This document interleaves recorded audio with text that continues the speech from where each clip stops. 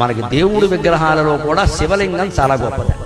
నేనేదో పక్షపాతంతో అనడం లేదు, శాస్త్రీయమైన లాజిక్ తర్కం. శివలింగం గొప్ప, ఇతర దేవతా విగ్రహాలన్నిటికంటే శివలింగం గొప్పది. ఎందుకంటే శివలింగానికి కళ్ళు, ముక్కు, చెవులు, కాళ్ళు లేవని గమనించండి.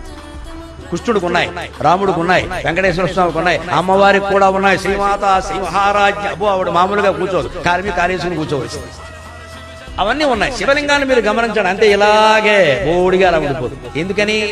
అన్ని మీద నీళ్లు వచ్చినా జారిపోతాయి, పాలు పోసినా జారిపోతాయి, క్షీరాభిషేకం, తేనె పోసినా జారిపోతుంది, మధువుతో అభిషేకం, పళ్ళరసాలు పోసినా జారిపోతాయి, అన్నీ జారిపోతాయి. అంటే శివుడు ఏం చెబుతున్నాడు?